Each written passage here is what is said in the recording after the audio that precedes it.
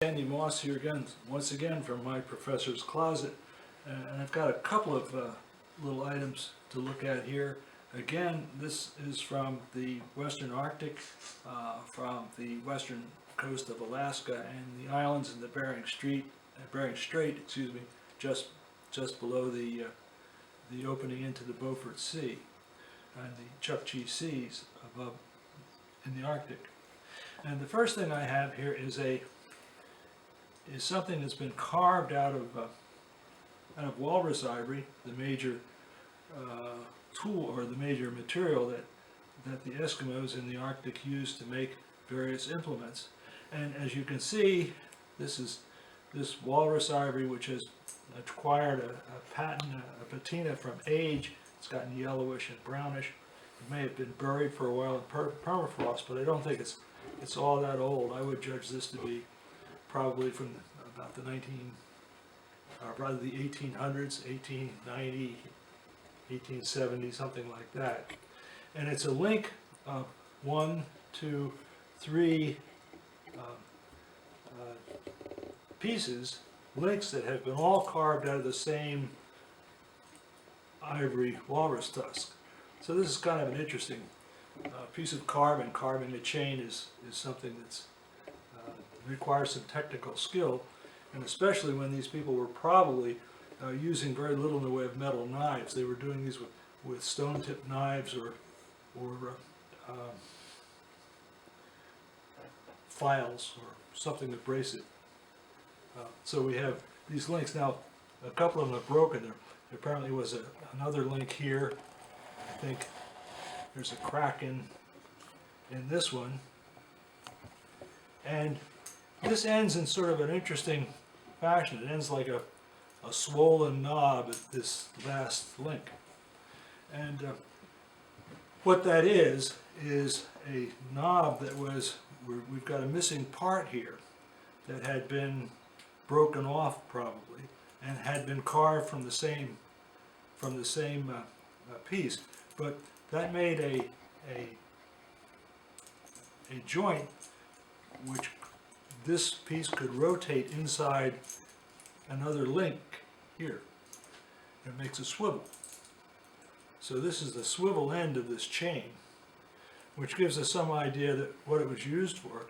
It was probably used to tether a dog. The Eskimos had their Malamutes or Siberian Husky type dogs. Actually, they weren't purebred dogs. They were much different from what we think of today as Siberian Huskies or Malamute dogs. They were the ones that I've seen pictures of are kind of hairy. You know, they're big hairy dogs, and they're well suited for sitting out at night in the cold tundra with zero, way negative 0-degree temperatures, and they're kind of tough dogs, as you can imagine. So this, when the Eskimos wanted to keep their dogs, when they're off on a trip and they wanted to keep their dogs near at hand, they would stake them out at night. They would take a chain like this, put it on a swivel, and then one end would be tied to the dog's lead. And then they would, this would allow the dog to run around and not get tangled up. So that was the purpose of that swivel. They like to use this kind of material instead of hide, or they didn't have rope. They had sealskin that they cut into long pieces. The way they would make a lead for a dog to tow a sled with was to take a seal, usually a barbed seal or a hair seal, one of the larger seals, and they would remove the skin by cutting around it in the strips maybe 1/4 inch wide, and just have a continuous strip around the body of the seal. Okay, it's like peeling an orange with a very narrow strip, and ultimately you might, out of a single seal, get a piece of hide that might be 60 or 100 feet long, and that would be used as a lead for a sled lead for a dog, and the shorter ones would be used to tie the dog close to its collar here and allow it to swivel around. So this is probably a chain that was used to tether a dog. Now, another thing that I have here is a tool. And this is actually a chisel.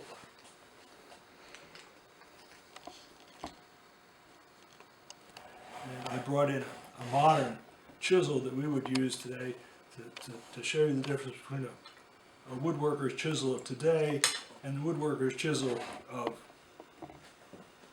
probably 200 years ago. This chisel doesn't have any metal. This is what we think of as prehistoric, coming from before that roughly early 1700 period when the Eskimos got a hold of metal. And this is a chisel which is made with a handle to hold, and the handle is bone, probably whalebone, although it could be another form of bone, but I'll take the chisel. But it's heavy enough, so I think it's whalebone, which would have been gotten from a bowhead whale, which they hunted in the Bering Sea type. And then the blade is a piece of jade or nephrite. And the nephrite in this, if you can see it closely, it's got the typical greenish color of nephrite here. And it's very smooth. It's been polished and ground to make an edge. And it's what we would call a skew chisel.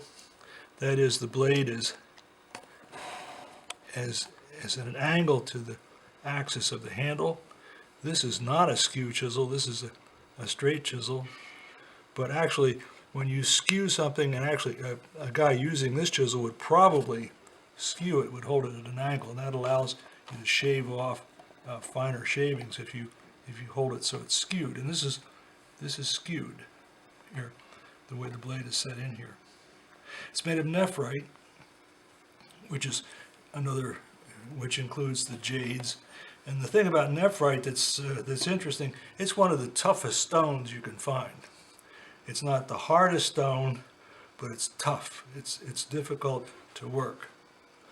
And this nephrite that the people in the northwestern part of Alaska used principally came from places further south, especially in southern British Columbia. And a river in British Columbia that runs from the coastal mountains and comes ultimately down to the coast at Vancouver, British Columbia, what is today British Columbia, called the Fraser River. And that Fraser River is a place where there were boulders which came down out of the mountains, which were loosened up by glaciers and ultimately were carried and rolled down in the river. These boulders were made of nephrite.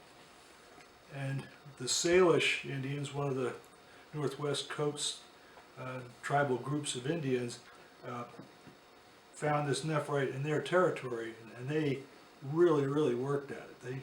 They used that as a material which they would cut into what were called celts, blocks of nephrite, and then traded that up and down the coast to other native groups.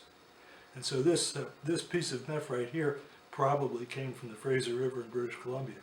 And it's very hard, it holds an edge well, and it does a good job of making a chisel. Now this chisel, if you look at it, it's got two holes here that go all the way through, and a platform which has been made by cutting down one side of it.